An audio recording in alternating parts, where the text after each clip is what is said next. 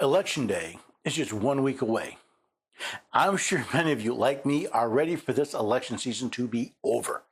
For more than a year, we've been hammered, badgered, and generally harangued with the idea of how important it is to vote. However, it's been my experience that the reasons given for our participation in the election process was more about getting their candidate elected, or more often, preventing their opponent from winning, than what actually makes voting so important. So as a day of reckoning for this crazy election cycle approaches, let's take some time and look at the importance of voting without all the political party rhetoric. So we'll do that next on the Constitution Study.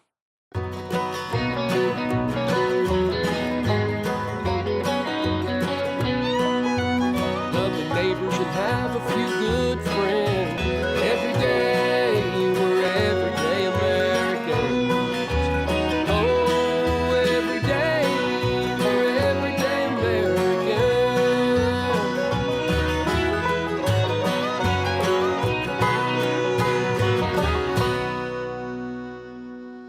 Hello there, everyday Americans. Paul Engel here with the Constitution Study, where we read and study the Constitution, teach a rising generation to be free. I'm glad you could join me today. Like I said, I'm tired of this election. I'm tired of the point counterpoint, the accusations, recriminations, lies, all of it. I'm just done. And it's gone on for so long. But we keep losing this, I think, important kernel of why voting is so important, why the election process is so important, and why, even with all the political party rhetoric and nonsense, voting is still a duty we should fulfill. Now, you can find out more at the website constitutionstudy.com. I've written about how we actually elect a president and others, but I'm going to talk more about the website at the end of the episode. For now, let's answer this question of why is voting so important. Contrary to what you've heard from the politicians and the media, the several states in the United States are republics. But what does that mean? Thomas Jefferson sent a letter to John Cartwright in 1824 where he wrote, "The constitutions of most of our states assert that all power is inherent in the people. In this country, power does not come from government, not from the president, not from Congress, not even from the Supreme Court. All power is inherent in the people as an inseparable part of our being. And while the direct exercise of this power may work in small groups like families, it quickly breaks down when applied to anything larger. This is why we create governments, to exercise our power collectively. Now, how do we create governments and how do we structure them? In this country, we create governments in two ways. Sovereign governments are created by constitutions, and non-sovereign governments like counties, cities, and other municipal organizations are created by charter. In either case, a government's forming document not only creates the government, but determines its form and powers. Again, here in the United States, all sovereign governments are republics.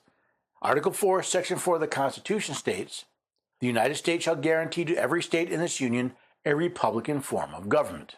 But what is a republican form of government? What makes it so special?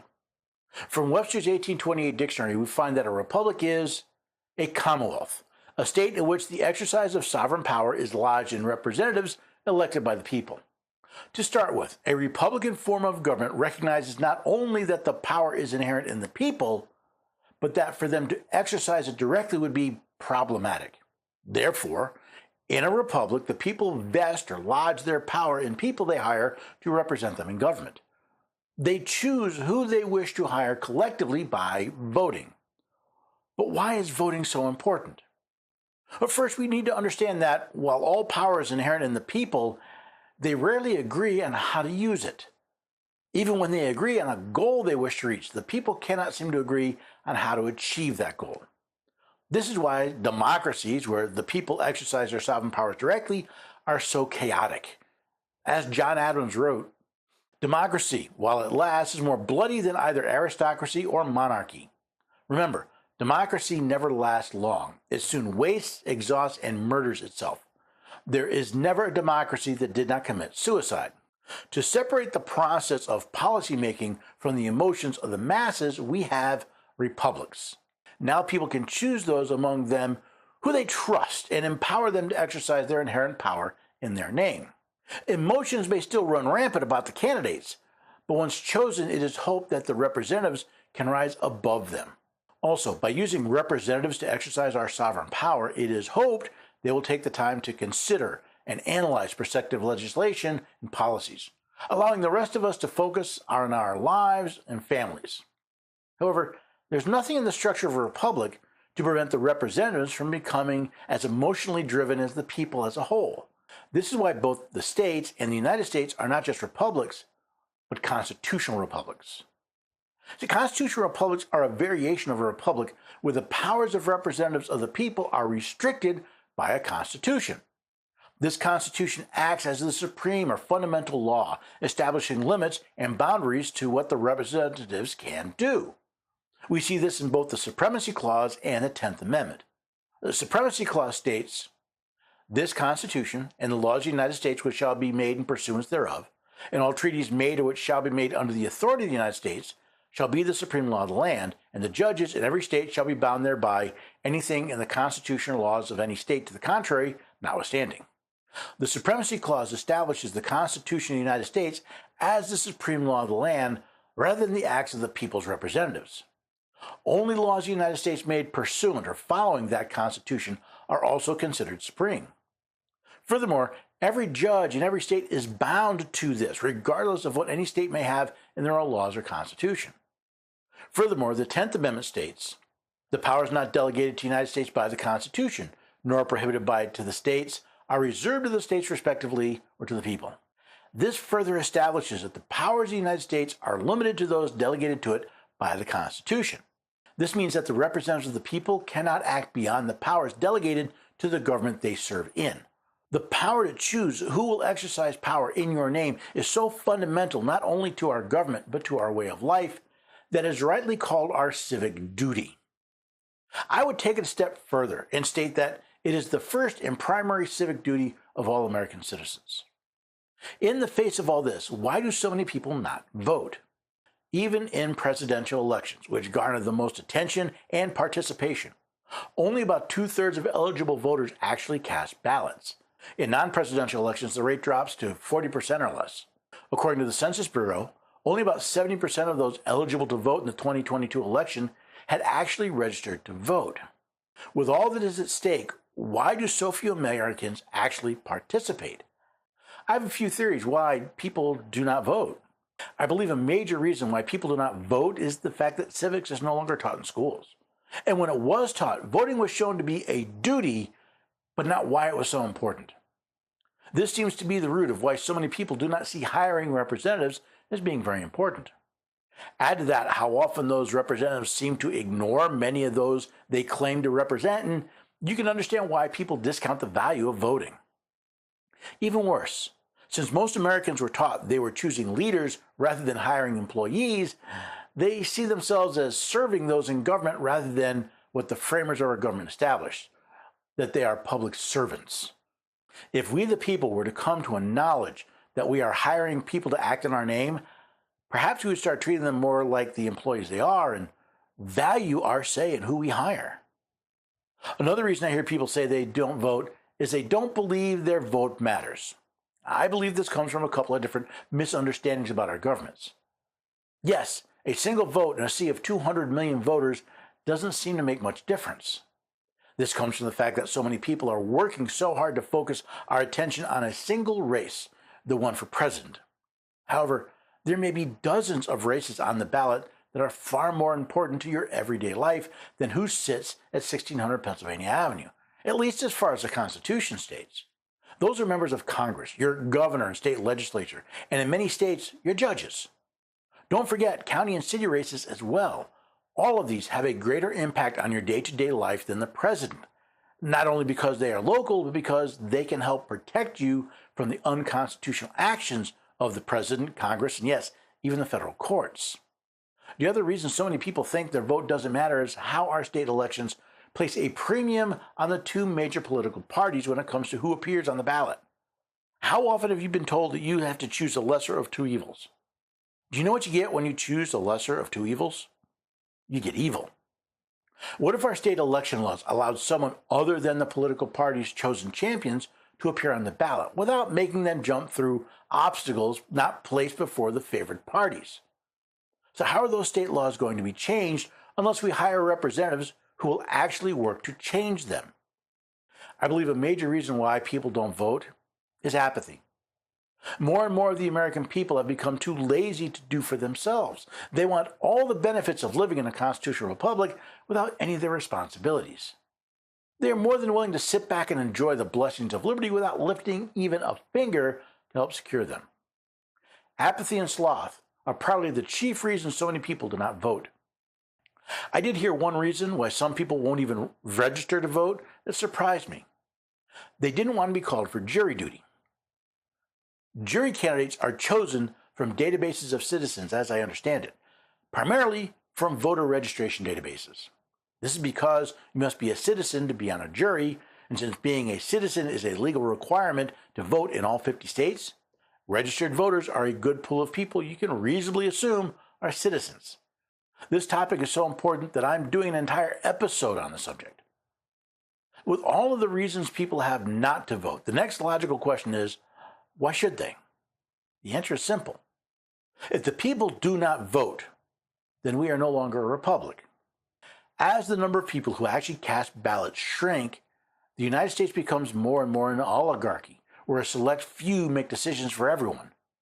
And if that isn't enough to get you to vote, consider this too. Look around to the other people in your state and your district, the other people who do vote. Do you want to leave the future of your rights, your liberty, not to mention the rights and liberty of your family, in the hands of those people? Sure, your preferred candidate for president may not win. What about governor, legislator, judge, or even dog catcher? How are any of them supposed to win if the people who agree with them can't be bothered to vote? Remember, elections are how we hire people to represent us, to exercise our sovereign power in our name. Don't you want some say in who that is? Consider the words of James A. Garfield. Now more than ever before, the people are responsible for the character of their Congress. If that body be ignorant, reckless, and corrupt, it's because the people tolerate ignorance, recklessness, and corruption. If it be intelligent, brave, and pure, it's because the people demand these high qualities to represent them in the national legislature. That means that the character of Congress, that branch of the federal government whose approval rating rarely tops 20%, the branch that has borrowed the United States into de facto bankruptcy. If that group made up of politicians whose most famous trait is their ability to lie, their character is, at least in part, your fault. That's true whether you vote or not. And what is true for Congress is true for every elected office. We, the people, are responsible for their character. And to be blunt, the American people have done a horrendous job. Just look at what else Mr. Garfield said almost 150 years ago. Now, as always, Congress represents the prevailing opinions and political aspirations of the people.